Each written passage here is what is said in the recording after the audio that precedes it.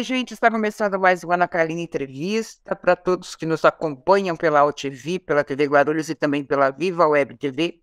A minha convidada de hoje é minha colega de profissão, está há 25 anos no mercado. Já passou pela Rede TV, pela Record, pelo SBT e pela Band. E hoje é colunista do UOL, tem uma das colunas mais lidas nesse portal. Eu, pelo menos, leio todos os dias. Cíntia Lima, tudo bem, meu amor? Oi, Aninha, tudo ótimo, né? Prazer estar com você, com seu público também. E apresentada dessa forma, não poderia começar esta manhã de terça-feira tão bem. Muito obrigada. Beijo, linda. Beijo. Vamos voltar um pouco ao passado. Onde nasceu Cíntia Lima? Conta um pouquinho pra gente da tua infância. Ah, meu amor, aqui em São Paulo mesmo, sou uma paulistana nata. Aliás, eu moro no bairro onde eu nasci, aqui na região mesmo de Mirandópolis, que é Saúde, Praça da Árvore. Aqui eu nasci, cresci, estudei, brinquei, me diverti e tive uma infância muito, muito feliz. Daquelas de brincar na rua, sabe? De brincar de bandeirinha, de queimada, de vôlei. Adorava tomar café da tarde na casa das minhas amiguinhas. Aquela coisa bem da infância saudável, graças a Deus, eu só tenho ótimas lembranças. Play Center, essas Nossa. coisas. Família grande, não, né? Não, não é uma família grande. Da parte do meu pai, uma tia, da parte da minha mãe, dois tios. Um deles não casou, então poucos primos, meus avós, minha avó, por parte de mãe, principalmente, também um dos grandes amores aí da minha vida. Não é uma família grande, embora minha avó tenha tido mais de 10 irmãos, a gente resume muito daqueles encontros de Natal, de Ano Novo. Então, no dia a dia, posso dizer que não é uma família grande, não, mas uma família muito unida, aqueles que se amaram de verdade. E até hoje, né? As irmãs Metrani. Você me Olsen. É, o que teus pais faziam A minha mãe, para sobreviver? para sobreviver. Meu pai sempre foi empresário, trabalhou muitos anos na Camargo Corrêa, né? Que é uma empresa que todo mundo conhece até se aposentar. E a minha mãe trabalhou no Banco Itaú, foi Miss Itaú, a minha linda. Nossa. Linda, foi cantora também, mas não quis seguir na carreira, uma voz belíssima. Mas ela não quis, ela tinha o dom e não tinha a vocação. Engraçado, né, Aninha? Eu acho, até a história da minha mãe, eu achava que as duas coisas caminhavam juntas. Aí eu descobri que não. Você pode ter o dom e não ter a vocação. Então a minha mãe tinha o dom de cantar, mas não curtia os bastidores, a rotina de um artista. Então ela não tinha vocação. E depois professora maravilhosa, se formou em pedagogia e uma excelente professora de português, de história. Foi minha professora também e maravilhosa. Adorava encontrar aqueles marmanjos na rua que falavam: Oi, tia Neide, você foi minha melhor professora. Quem mora no mesmo bairro tem, né? Tem essa coisa do saudoso, né? De você Tem, sempre encontrar com quem você estudou, com tem. professores. É, eu vivi 50 anos no mesmo bairro, era uma delícia. É uma delícia, é Como é que foi a verdade. Cíntia na escola? Gostava de estudar? Dava trabalho? Ai, amor, eu sentava no fundo. É, eu acho que isso resume um pouco a gente, né? É. É, então, não, CDF eu nunca fui. Eu gostava de sentar no fundo, eu gostava de papear no meio da aula, sempre gostei, mas também estudava. Então, já repeti de ano? Já. Tenho dificuldade em física? Sempre tive e até hoje não entendo por que que existe essa matéria. Porque eu sou física. Desnecessária, né? Totalmente. Eu sempre fui de humanas. Então, ó, história, geografia, português, tudo isso eu sempre adorei, redação e tal. A parte de exatas eu tinha um pouquinho de dificuldade. Ai, mas eu adorava. O que eu mais gostava, Aninha, na escola era a aula de educação física, jogar handebol, jogar todos os esportes, assim. Então eu cabulava a aula, não era para paquerar, namorar, nem ir barzinho, não. Era para fazer aula de educação física com todas as outras classes. Todas. Eu amava. Amava jogar bola. Meu Deus do céu. Você estudou em escola particular ou do estado? Não, particular. A vida inteira eu estudei em escola particular. E tudo bem também se eu tivesse estudado em escola do estado. Minha irmã, ela empacou na sexta série, né? Ela repetiu 2 vezes a sexta série em matemática. Aí minha mãe falou: Cristina, eu vou te colocar numa escola estadual para você passar de ano e voltar. Ela amou a escola estadual. Amou a merenda, o cachorro quente, amou. E depois voltou para particular. Então eu acho que eu teria amado também. Eu estudei até oitava, na minha época, na oitava série, né? Em escola pública, depois que Também. eu fui para particular. E o que que você queria ser na infância? O que que você sonhava ser? Psiquiatra. Nossa, por quê? Porque até hoje eu tenho um certo fascínio pela mente humana. A história dos psicopatas, por que eles têm esse comportamento, a falta de empatia, a falta. E eu sempre, esse fascínio eu não perdi. E eu tento suprir esse gosto com os filmes, livros e tudo que eu assisto. E até dentro do jornalismo, quando eu cobri muito crime. Então, primeiro eu queria ser psiquiatra, para tentar compreender essa mente doentia dos assassinos perigosos. Era isso que eu queria. E minha mãe falou: filha, você vai sofrer. Eu acho que você vai sofrer. Porque até hoje eu ouço as pessoas, eu sou uma boa conselheira, boa ouvinte. Ela falou: você vai sofrer. Aí eu mudei para direito. E aí fiz jornalismo. E eu, e eu, Como é que foi essa mudança, assim? ai, Aninha, eu nem sei dizer. Aí eu queria direito, aí eu fiz, prestei direito para o Mackenzie, não fui bem na prova de matemática, não entrei no Mackenzie. Aí uma amiga minha tinha acabado de entrar em jornalismo. Eu tinha terminado a escola com a minha irmã, que ela me alcançou, depois a gente ficou junto no colegial. Ela conseguiu chegar. Um ano de diferença. É, Aí foi maravilhoso ter minha irmã comigo. E aí depois eu fiz um cursinho e eu não quis perder, eu não fiquei nem um ano parada. Sabe aquelas coisas de, vou parar um ano? Não. Então eu fui prestando. Quando eu não passei em direito, uma amiga minha tinha feito prestado jornalismo. E ela falou: faz. Aí fui lá, prestei com a minha irmã e entrei. E aí fiz. E amei. E me achei, me encontrei no primeiro ano de faculdade. Eu já estava trabalhando como estagiária na área e não parei até hoje. Então, realmente, eu acho que foi mais a profissão que me escolheu. Mas eu amei, eu me encontrei. você sabe que as melhores jornalistas são aquelas que a profissão escolhe, né? Então, não é a minha? Todo mundo que você fala assim, nossa, você. Não, eu fiz direito também, né? Primeiro, depois fui fazer jornalismo, por acaso. E a gente É, sempre se dá melhor nesse tipo de. A tua irmã fez jornalismo com você? também fizemos Meu isso. Deus do céu, que grude! A gente, Grude! você sabe, né? Eu sei. E como é que aconteceu o primeiro estágio? E onde foi? No EV Sobral, com o EV, eu até pus uma foto com ele ontem no meu Instagram, porque eu encontrei com ele. Foi o EV Sobral, lá na Paulista, ele tinha um programa na CNT Gazeta, que era feito dentro do Hospital Santa Catarina, na Paulista. Sim. Ele cuidava, ele tinha parte de assessoria do hospital. Essa mesma amiga e entrou no jornalismo e falou: por que vocês não prestam jornalismo? Ela estava nesse lugar e ela me chamou para estagiar. Então foi em 1997, foi meu primeiro estágio, entrei lá como produtora, foi meu primeiro teste ao vivo, já entrei ao vivo, minha primeira experiência na TV foi ao vivo, pro programa Guerra é Guerra, da CNT Gazeta, e depois o Em Revista. E foi ali. Ali eu fiquei de 97 até final de 99. E era um programa muito legal, Aninha. Olha, sabe quem, por exemplo, naquela época foi lá, Sônia Abrão participou como convidada, o grupo Polegar, Dominó, a gente fez uma linda homenagem ao Nelson Ned, e eu tenho medo de anão, eu tenho um pouco de medo de anão, assim, uma certa fobia.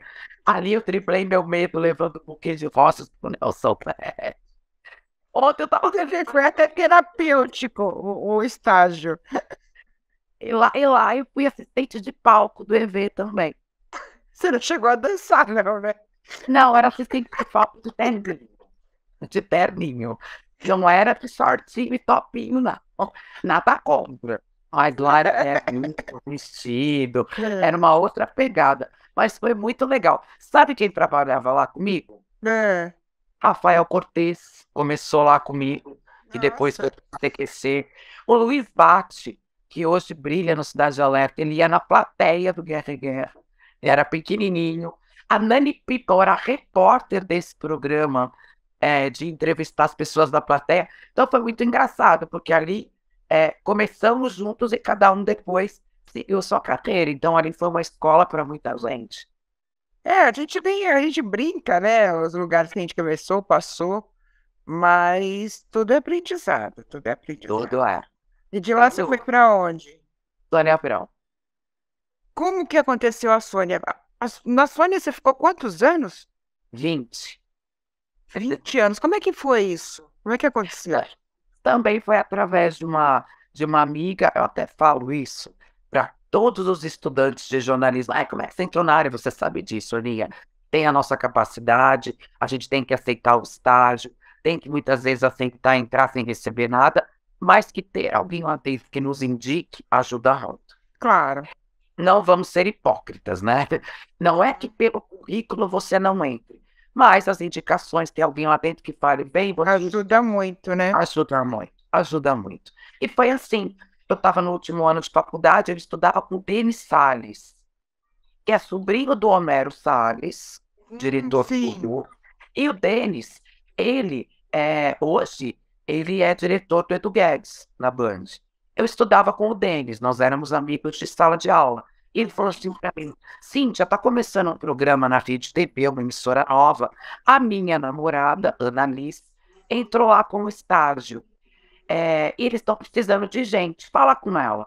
E eu falei, na época, ela falou, você tem alguma experiência? Eu falei, tenho essa, né, do EV. Manda seu currículo pelo fax.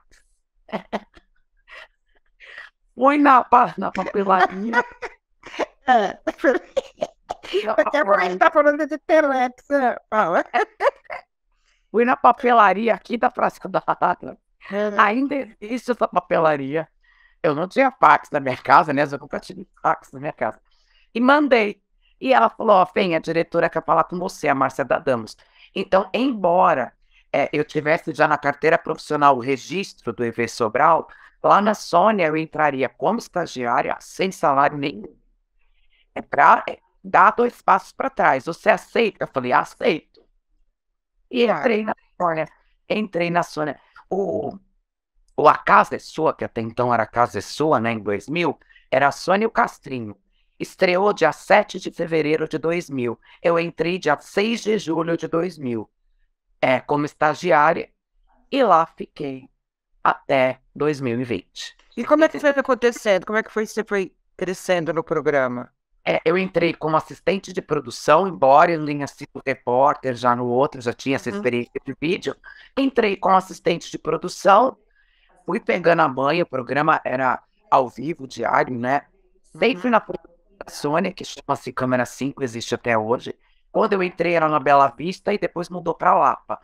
E ali, assistente de produção, aí fui para de externa, produção de externa, porque eu sempre gostei de rua. Você sabe o que é isso também. Daí eu já fui para produção de rua.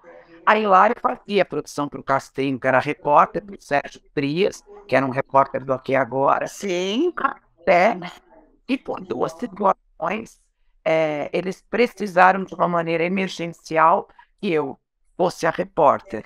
E aí, como que despontou? É. O sexo da Patrícia Bravanel. Foi a primeira grande reportagem. Foi quando, porque daí eu fui buscar o pai do Fernando Dutra Pinto, que era o seu Sebastião. E aí a Márcia da Damos, diretora, falou assim para mim, Cíntia, você tem uma missão. Vai lá com a equipe. Aquilo você lembra que pegou fogo, né?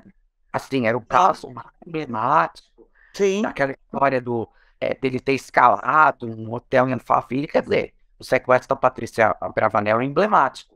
E aí a Márcia falou assim para mim, Cíntia, vai lá na casa do Fernando Dutra Pinto, do seu Sebastião, toda a imprensa tá lá, e tenta trazer o seu Sebastião pro estúdio aqui pra Sônia. Vai com a equipe, se vira. Peguei lá aquele monte de gente, eu falei, Jesus do céu, seu Sebastião é uma pessoa muito humilde, na porta da casa, e todo mundo querendo falar com ele, e ele falou, não vou falar com ninguém. Ele falou, eu tô com pressa, eu preciso buscar meu carro em uma garagem que eu deixei na Barra Funda, Aninha, foi a presença de espírito. No meio de um monte de jornalista, fez assim pra ele: eu levo o senhor até lá. Vem da carona. Aí todo mundo tava olhando, eu falei: eu levo o senhor até lá, pode vir. Vem no nosso carro. E ele veio. Ele sentou do meu lado na van. E o câmera olhou pra mim, eu olhei pro câmera, o câmera sentou assim de costas, sabe, no banco do lado. Sei. E o seu Sebastião começou a chorar, falando do que o filho estava passando. E eu falei pra ele: seu Sebastião, fala a sua história, fala a versão do seu filho. Ninguém sabe nada do seu filho. A gente não sabe direito o que está acontecendo. Vamos no carro mesmo, no solavanco, e fala o que o senhor quiser. E a Aninha ligou a câmera. Por 15 minutos ele me deu uma entrevista. Ele chorou, ele falou do filho, ele sem corte, sem edição. Deixei seu Sebastião no estacionamento ali na Barra Funda. Cheguei lá e falei: ó, tá aqui, né? A fita, programa no ar. A Márcia falou: ó, tá aqui. Tem uma entrevista de 15 minutos, precisa editar. Eu falei: eu fiz plano de sequência. Se quiser pôr no ar. O que ele fala isso. Puseram no ar. Deu 6 pontos no Ibope da Rede TV, que era algo inédito. Nossa, É muito, é muito. Até hoje é muito, né? Bem rápido. E aí, na hora que foi pro ar, era exclusivo, o pai do sequestrador de Patrícia Bravanel, a diretora me ligou: ó, quem te ajudou a fazer essa matéria, assim? Eu falei: quem? Ah, você mesma? Eu falei: sim. Ela falou: então, a partir de hoje, além de produtora de externa, eu também vou te utilizar como repórter. E aí foi. mas aí você já estava recebendo, né? Já, um pouquinho. Depois de 3 meses, eu comecei a receber o meu primeiro salário, se eu não me engano, era R$ 400. Nossa, tudo isso. Cíntia, assim, essa área do entretenimento, que hoje é tratado mais como uma área de fofoca, né, de cuidar da vida dos outros, você sofreu algum preconceito com colegas? Não, graças a Deus não. Boa pergunta. Não, eu não. Talvez, Hum, por eu ter trabalhado 20 anos em um programa, porque quando você até me apresenta e fala SBT, Record, foi tudo com a Sony, né? sim, sim. Tudo com a TV, depois a gente Uhum. foi para Record, ou SBT primeiro. SBT, falando francamente, depois Sony Você na Record, depois retornou para a Rede TV. Uhum. Eu fui sempre com ela. Ali foi muito doido, Ana. Eu até brinco com as pessoas, porque ali é um programa que tinha os dois caminhos: o jornalismo factual, policial, tal, e celebridades. E Sim. muitas vezes, de manhã, eu vestia um terninho e fazia um enterro, à noite eu tirava o terninho, botava um brilho e fazia uma festa. No mesmo dia. Ali sempre foi muito. Então, talvez por estar sempre nos dois lugares por muito tempo e conhecer toda a galera da porta de delegacia e toda a galera do entretenimento, eu não sofri esse tipo de preconceito. Porque o tempo todo eu estava em um ou outro, e na mesma semana e no mesmo dia. Então, não sofri. Eu, pelo menos, não sofri. Era mais difícil quando você começou dentro dessa realidade de até de misturar, né, o factual É, com as festas, né? Imagina, você faz o enterro de manhã e à noite você vai cantar parabéns para você. Isso não mexeu com você emocionalmente? Era difícil? Você se envolvia com as coisas? eu Aprendeu a lidar com isso? Isso, sempre. A parte de celebridades, o mais difícil é a espera. É muito cansativo, é muito desgastante lidar, às vezes, com algumas assessorias. Tipo, é quando você quer fazer grandes artistas, grandes nomes que estão no auge ali, que graças a Deus eu pude entrevistar a maior parte deles. É o desgaste, às vezes, da espera de 2, 3, 4 horas para você tentar fazer uma ou duas perguntas. Isso é desgastante, mas a gente sabe que faz parte do pacote. A parte de celebridades. A parte de factual, que eu sempre amei muito de jornalismo, Ana, eu sempre me envolvi. Não adianta. Eu sempre fiquei triste, eu sempre assim, quando eu fiz Isabela Nardoni, Cássio Suzane Richthofen, todos esses não adianta. Você não consegue fazer parte, fazer uma cobertura decente se você realmente não sentir a dor do pai, da mãe, da família que perdeu uma filha assassinada. Porém, de alguma forma milagrosa, ao sair daquela situação, eu consegui administrar bem o resto do dia. sabe? Não era uma coisa que eu arrastava tanto. Óbvio, não tem como não se envolver, mas de alguma forma, eu acho que por eu me envolver, por eu ficar, eh, por eu ter sentimento por aquilo, sempre que eu terminava de entrevistar, eu dava um abraço nesse pai e nessa mãe. Durante várias entrevistas ao vivo, a minha mão estava no braço ou na mão daquela pessoa. Talvez por fazer isso de uma maneira tão honesta, depois eu conseguia digerir, seguir, porque eu não me sentia mal, como, tô explorando a dor, tô aqui. Não, é meu trabalho. Vou fazê-lo da melhor forma. E, ó, vou te falar, Aninha, até hoje eu tenho contato com mãe de Márcia Nakashima, com Bianca Consoli, com todas essas pessoas que eu tive que fazer o momento mais triste, até hoje eu recebo carinho. Ou seja, eu fiz meu trabalho, mas eles sempre sentiam que eu estava ali com eles também. E a luta era nossa.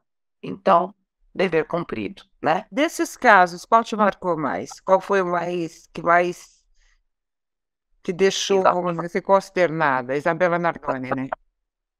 Isabela Nardoni foi terrível. Também foi o caso onde eu fiquei mais tempo, aliás, talvez a imprensa inteira, 2 meses e meio, só fazendo isso. Só.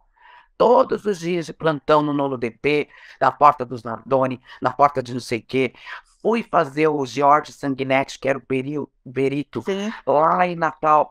Vi todos os laudos, vi todas as fotos da necrópsia da Isabela Nardoni. Entrevistei o Francisco Sembranelli, que era o promotor competentíssimo. Então, assim, eu fiz de cabo a rabo, vi tudo. Até o que dói ver, que é justamente. Então, se Isabela Nardoni foi terrível. A reconstituição do caso, quando a gente está num domingo, assim, tipo outono, sabe? Parece um céu azul. A gente na porta do prédio onde aconteceu tudo. E aí, a reconstituição, que é a reprodução dos fatos, né? Pendura uma boneca com o peso equivalente a Isabela Nardoni, de peruca igualzinha dela, e pendura pela janela. E só não joga uma boneca para evitar a comoção e o impacto que aquilo causaria, e só deixa a boneca pendurada e o vento batendo, aquela imagem. Eu lembro que assim, devia ter, sei lá, uns 100 jornalistas. Silêncio. O silêncio. 11 horas da manhã de um domingo. Porque não teve como. Qualquer jornalista que estava ali olhando para cima viu a Isabela Nardoni sendo jogada daquela janela. Viu. E era, segundo já foi provado, pelas mãos do próprio pai. Então, assim, não tem como, Ana, aquilo não te pegar. É inacreditável o que a gente É, vê, né? Eu acompanhei alguns casos e quando eu chegava em casa, eu sentava e falava assim, Deus, isso não é possível, né? O próprio Suzanne Richthofen, a terrível. Nakashima, a Daioki aí, os irmãos Cravinhos, Nossa, o caso da Rua Cuba, o da Rua Cuba eu tive a oportunidade de cobrir pela Record. Eu falava, gente, que não tem solução, né? Que não não é foi possível. provado. É, Não, não tem vai. coisas que você fala assim, o mundo acabou, né? Ah, com O mundo certeza. acabou. Vamos falar um pouquinho de celebridades. É gostoso, né? Gostoso É de bom, é encontrar as pessoas, e tal. Parou. Quais foram as piores? Aquela celebridade assim que você fala, você vê pela TV, nossa, parece tão legal, né? E, nossa, vou entrevistar fulano. E você chega lá e fala, "Quen, quen, quen, quen." É uma decepção. Tem um que eu sempre tive vontade de entrevistar, que doideira, né? Mas enfim, admiro até hoje, mas por 2 oportunidades eu o encontrei e não consegui entrevistar. A primeira vez porque ele realmente se colocou numa posição de ninguém conseguia chegar. Era uma coletiva de imprensa, tal, e ele ficou tão para trás assim que o corpo dele disse: Não, não vou falar com ninguém da imprensa. E aí não consegui. Na segunda oportunidade, foi numa tarde de autógrafos de um livro da Fernanda Montenegro lá no Municipal, aqui em São Paulo, e ele chegou e eu a abordei. Eu sabe se. E olha, é doido, eu sempre tive vontade de entrevistar ele quando eu fui abordá-lo. Ainda Vai, bate, tosse aí, bebe uma aguinha, pega uma aguinha. vou pegar uma água. Fala. E parecia que o meu microfone era uma arma. A hora que eu cheguei, de um jeito, eu sempre chego de uma maneira óbvia.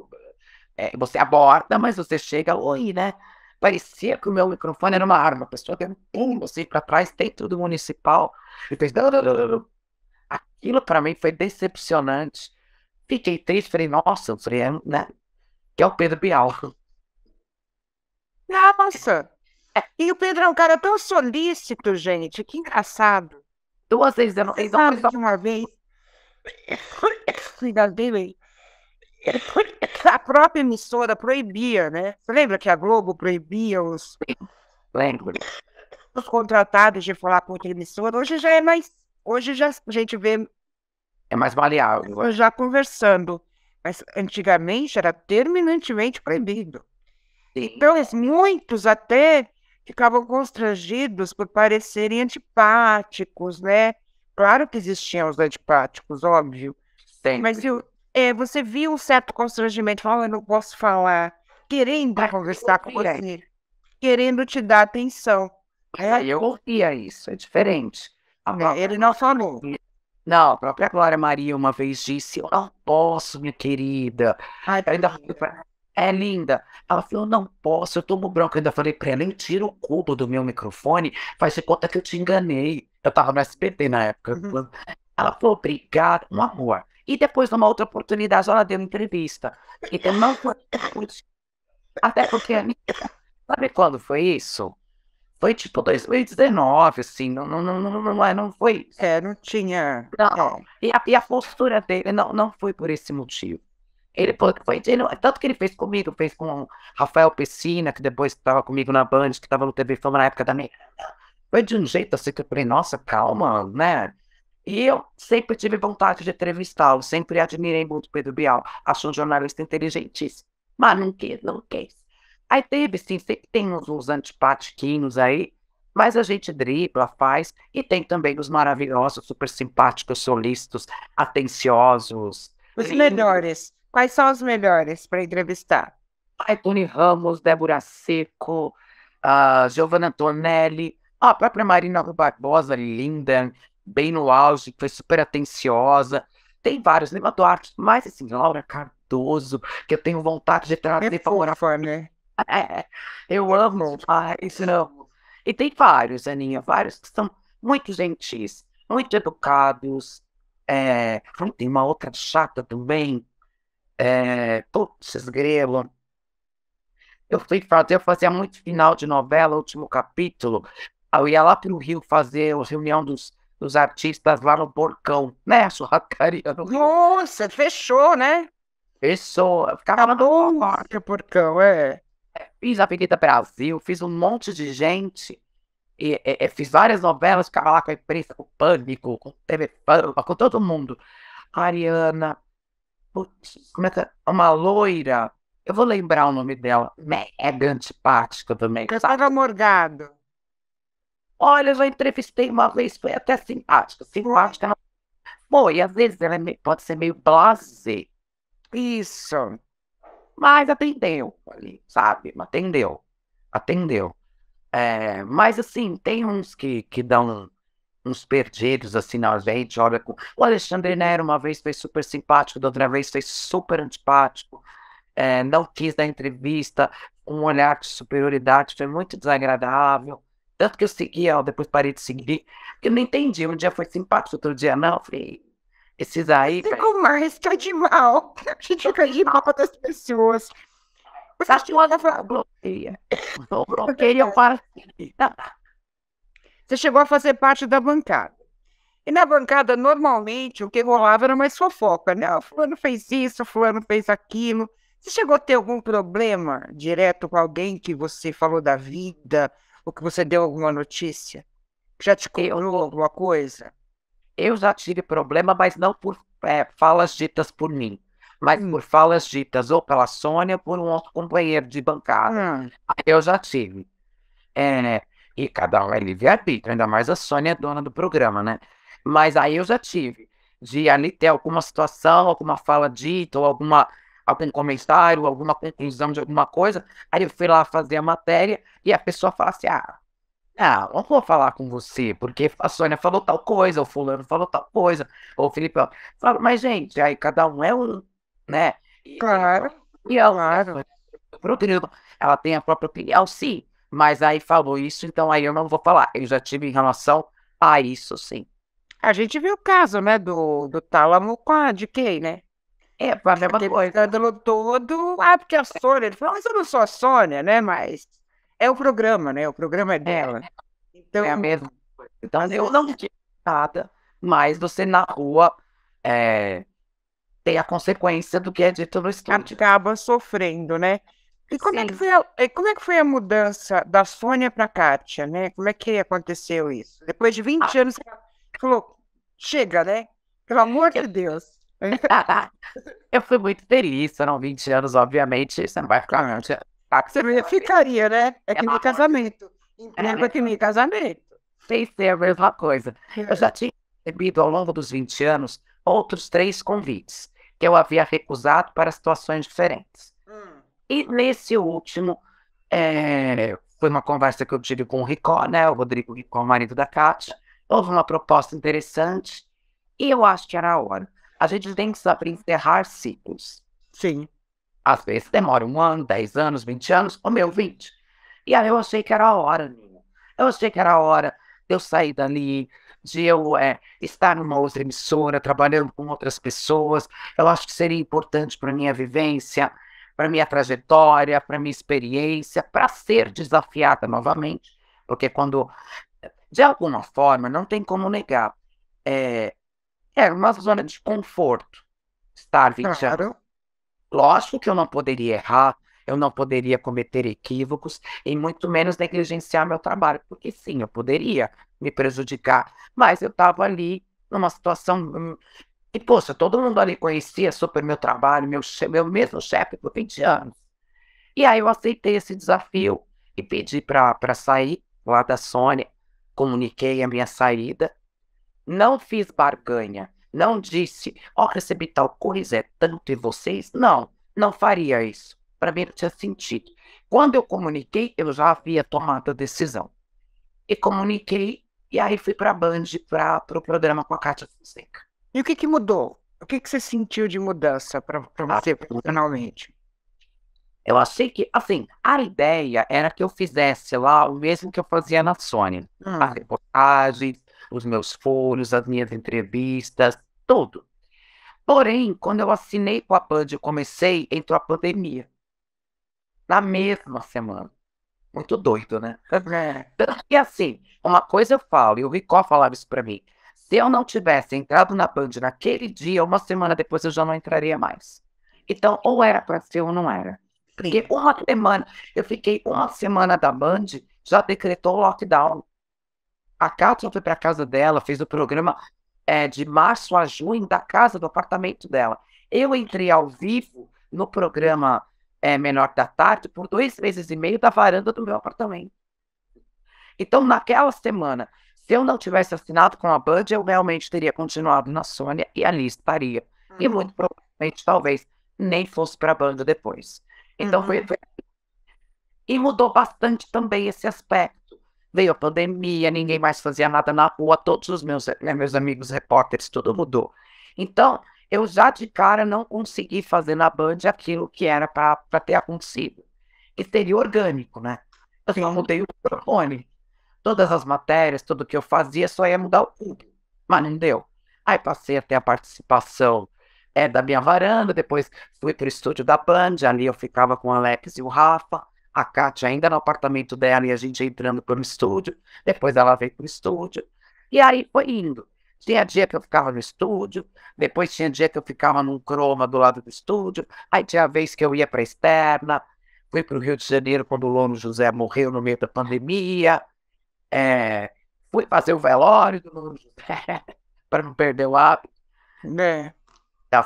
E aí, mas mudou bastante, né?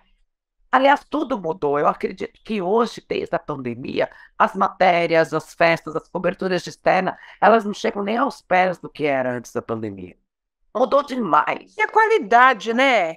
Às vezes eu como jornalista me constranjo, sabe? Eu fico constrangida com os erros.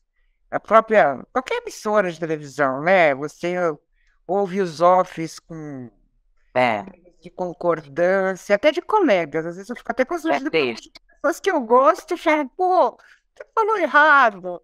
Né? triste. É, A qualidade mudou muito nesse nosso tempo, né? Você tem 25 anos de profissão, tem um pouquinho mais porque eu sou mais velha. E eu porra, foi. fico extremamente decepcionada, Sim, porque não valorizam mais profissionais como a gente. Eu posso dizer, eu não sou a melhor, mas não sou uma sim, jornalista medíocre. Entendeu? jamais. Eu acho Assim como você se olha e fala assim, eu, se eu fosse, se eu fosse você, né, que nem o filme, que eu é faria de outra forma. lógico. Isso te deixa triste? Você acha que nossa profissão acabou, Cíntia? Acabou, não. Eu só acho exatamente isso que você falou. É,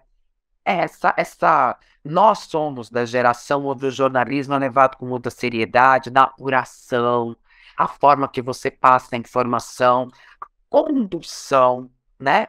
Então existe todo um cuidado daquele, básico do lead da faculdade, né?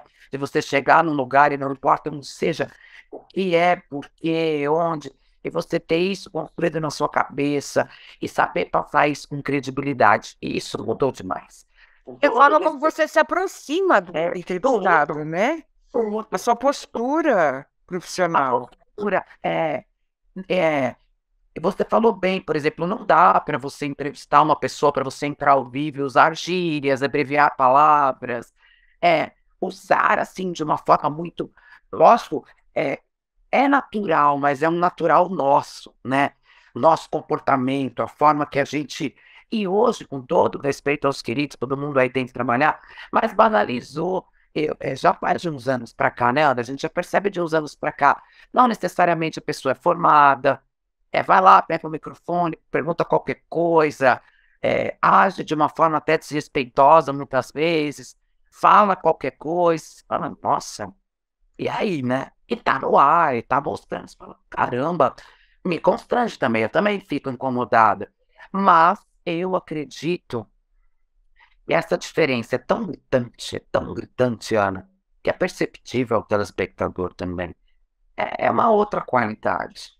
É, porque você tem pessoas com todos os tipos de formação, né? Então, aqueles que acompanham a televisão e não têm noção, né, do que é uma informação, e aqueles que têm total conhecimento do que está acontecendo. E eu fico imaginando em casa, se a gente faz isso, né? Eu Sim, acredito que muita gente o faça vai. também. E é bem complicado, né? Eu ouço, Ana, eu acho que você ouve também. Eu ouço muita gente que adora o meu trabalho, que gosta de TV, ou que gosta dos programas vespertinos, ou todo, você fala assim, ai, a TV aberta, triste falar isso, mudou muito, caiu muito, as coisas não são como antes, tá tudo muito chato, tá tudo muito ruim. E vão combinar também, eu amo rede social, eu sei que você também, a importância do Instagram, de tudo, mas fazer televisão sem ter o Instagram, sem ter tudo agora mostrado de uma outra forma, era uma outra pegada, né? Ah, É um sim. Eu acho detalhe. que o advento da internet, essa coisa do mundo cibernético, tirou muito a qualidade de tudo. Ficou, Até a qualidade de produtos que você compra, né? A gente lógico, criou um vício de adquirir coisas pela internet. Você vê, uma roupa não tem a mesma qualidade, um sapato, um tênis. E eu acho que é a mesma coisa. A informação não tem a mesma qualidade. Você não não. sabe quem está por trás daquilo. Você pode É, ser o que você não é. Né? A gente vê casos aí de pedofilia. Eu estou assistindo uma série, você que gosta, eu amo. chama-se Caçadora de Pedófilos no ID. E ela tem 30 e poucos anos, mas ela se veste, como ela é miudinha, se veste como uma adolescente e consegue caçar pedófilos na Legal. internet. E esses pedófilos, os perfis são de meninas que se transformam em amigas, né? Então, quer dizer, aquela coisa, para cometer crimes.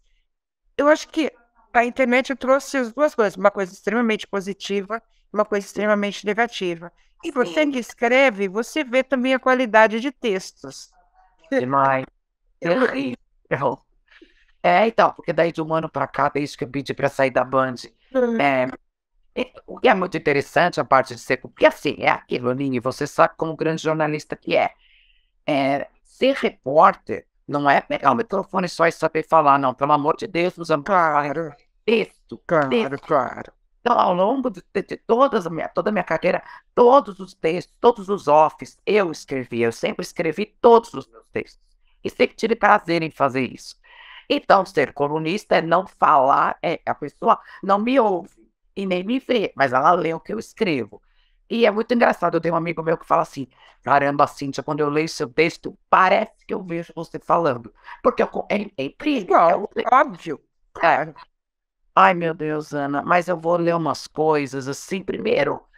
E, poxa, o texto é um começo, meio e fim, né? Aquele primeiro parágrafo da introdução, a explicação ali no meio, uma determinada conclusão. Às vezes você está ainda apurando determinada história, ali escreve-se qualquer coisa, de qualquer jeito. Às vezes tem dois parágrafos, um texto sem pé nem cabeça, fala, meu Deus do céu.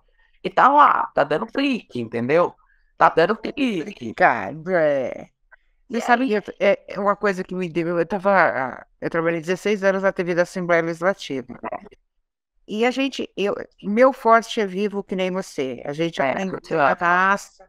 Já fiquei 8 horas fazendo votação de orçamento, É, 10 horas fazendo velório, fiz o é, Ayrton Senna, sabe? É, e eu vi, assim, a gente vê, né, na emissora que eu trabalhei, um repórter que não conseguiu em 30 segundos mudar um sinônimo de educação. ai, Porque educação, não sei o que lá, a educação, então, educacional, a educação. Falo, gente, sabe, a triste, falta de vocabulário, o aprendizado, o lecionar, né, a captação de ideias, você vai mudando. sim, E é mas é orgânico, né? É natural pra gente.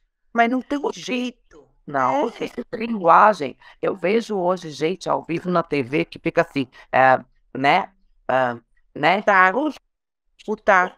não. Gente, vamos, né? Só que isso não se aprende na faculdade. Isso não se ensina, isso é nosso. É nosso, é nato, e fazer ajuda, porque você vai, né? Como Mas a você gente falou, se policia, né? Parece que esse povo não está preocupado. A gente se não, policia. Eu lembro que não, se eu não lembrava, se eu não conseguia lembrar uma palavra, eu mudava, falava, não, não vou falar isso, eu vou falar é, outra, para não é, correr o risco de errar. Hoje mas a gente, povo não tem. não, não. E assim, a gente nunca decorou nada, né? Você chega no local, Eu você vê nunca gostei de decorar. Acho que eu me eu, perco se eu eu decorar. não, esquece, se eu tiver que decorar, já era.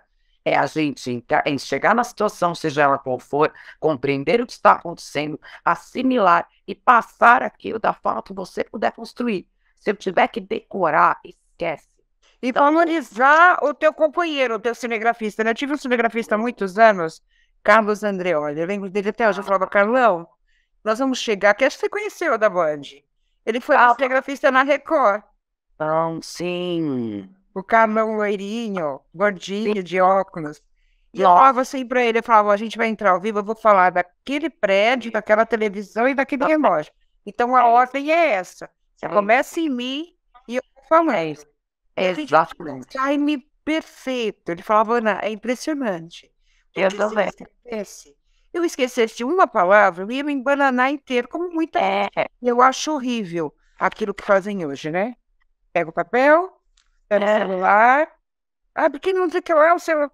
Gente, gente, não existe isso para nós. não Não existe. existe. É doido mesmo. É muito louco. Cíntia, como é que chegam as notícias para você, para sua coluna? As notícias, nossas fofocas.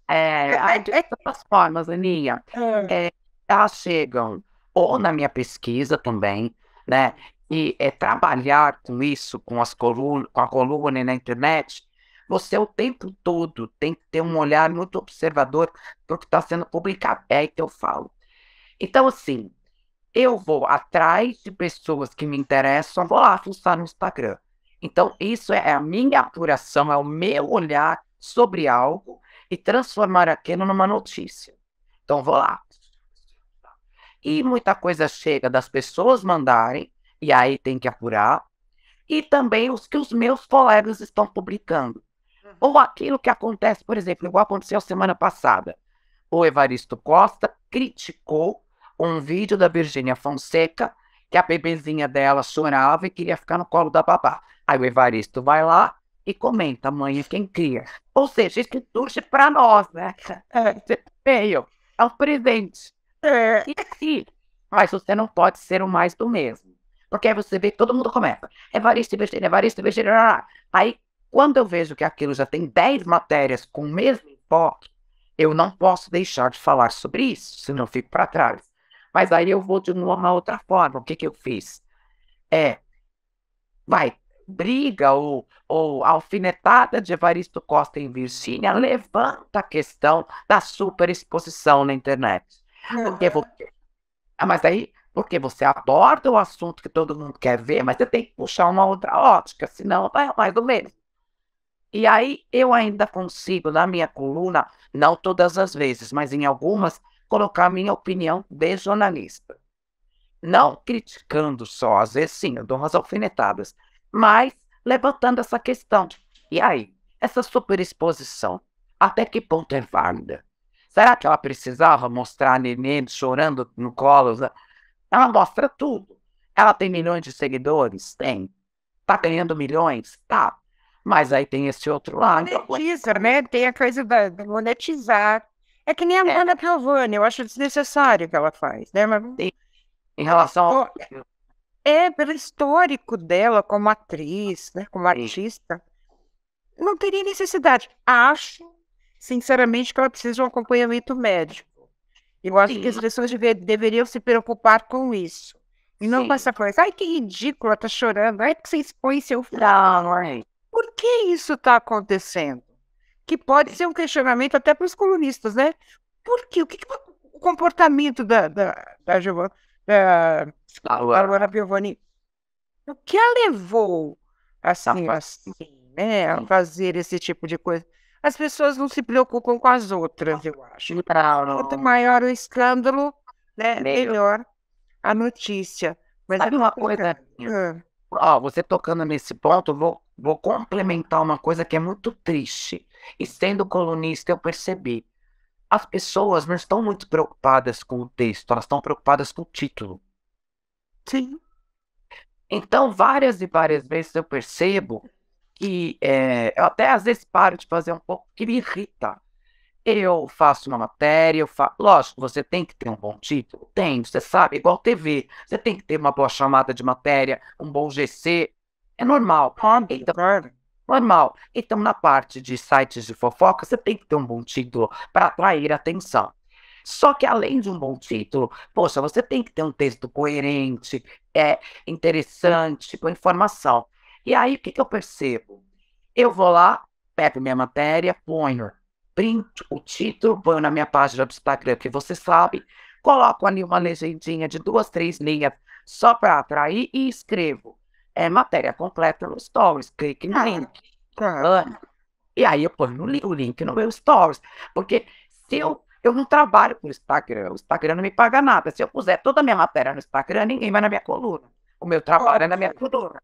E o povo reclama, eu já vi isso. Não, e sabe o que é pior? A pessoa, vários comentários põe assim, que título sensacionalista, ou, não acho isso. Aí eu falo, você leu?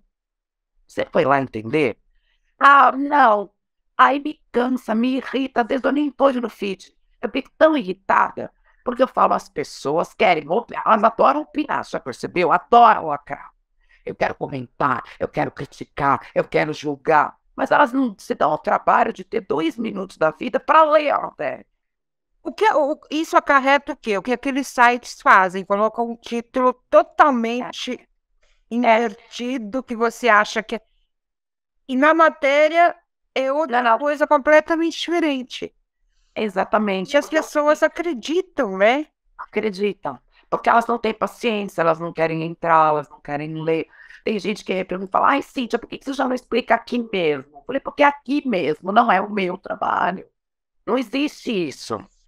Tá certo, tem que ser Ué, mesmo. sabe por quê, então? Você não tem paciência para entrar, você não quer ler, porque eu leio dos outros, você lê, mas eu leio Claro. tudo, é tudo. Antes de eu opinar, porque eu também adoro opinar, adoro ir lá no outro e falo, não gosto, sou fora a Bruna Grifão hoje, sou mesmo, porque eu não gosto do comportamento dela e nem do quarto deserto. Não gosto. Mas se você me perguntar por quê, eu vou dizer por quê. Não é só porque eu quero. Eu vou dar um argumento, né? Um argumento para.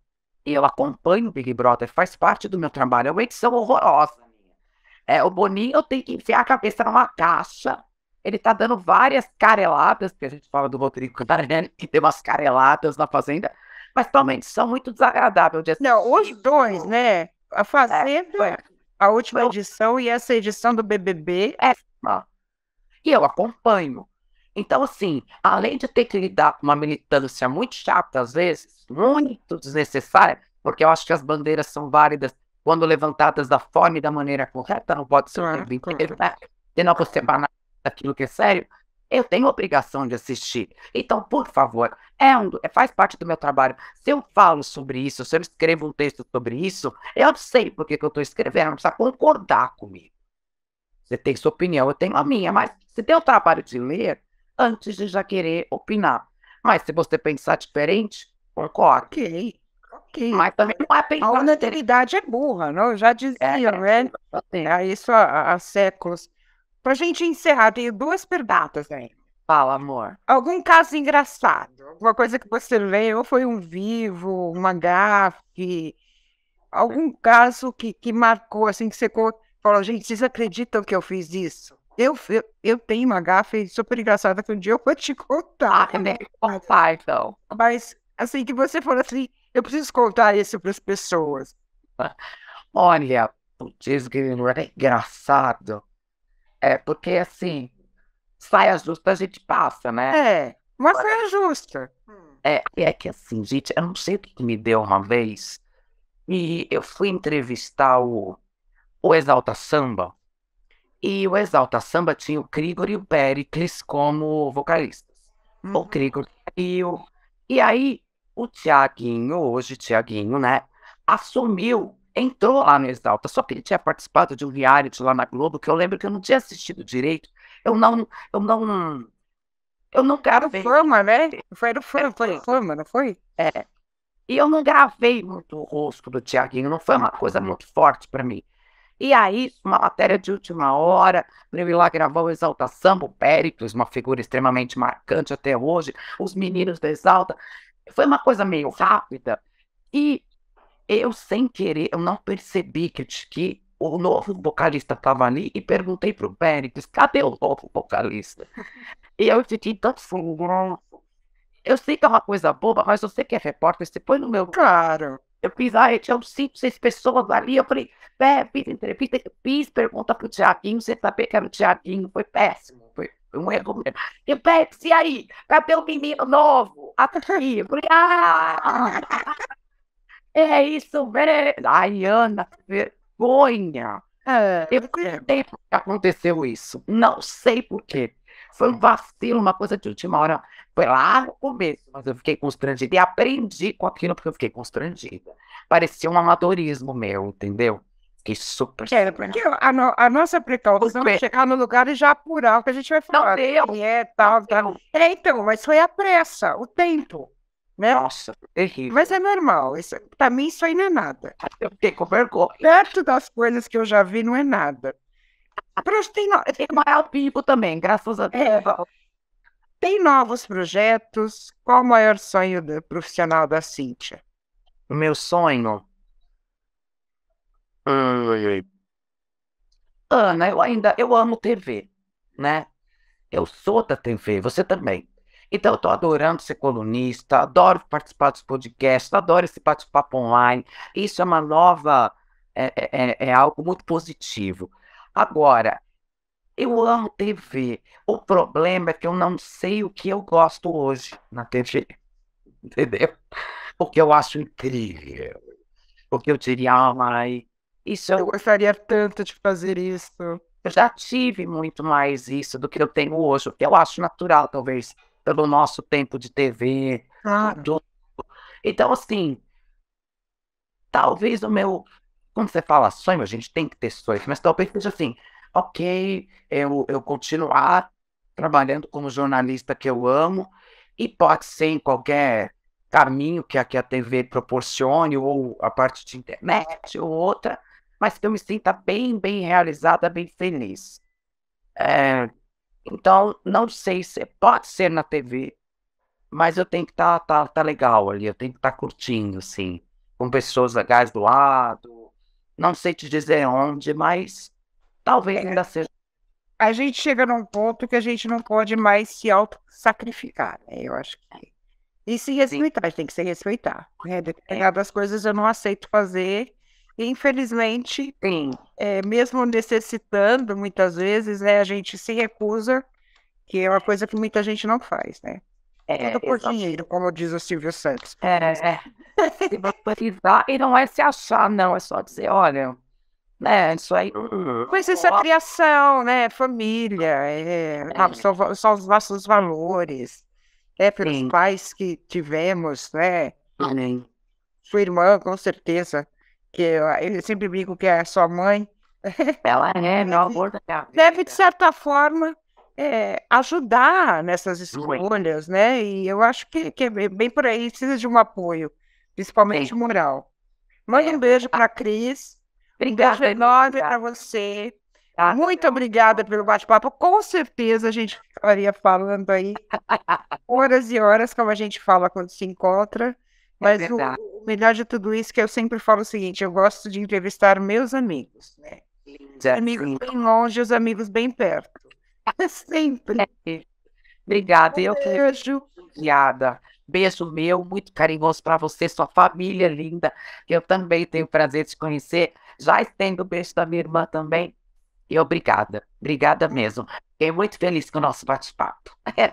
Um beijão para você, um beijão para quem nos acompanhou. Lembrando que na semana que Beijo. vem a gente tem um novo encontro, que com certeza foi um bate-papo bem gostoso. Tá? Até a semana que vem, gente. Tchau. Fui.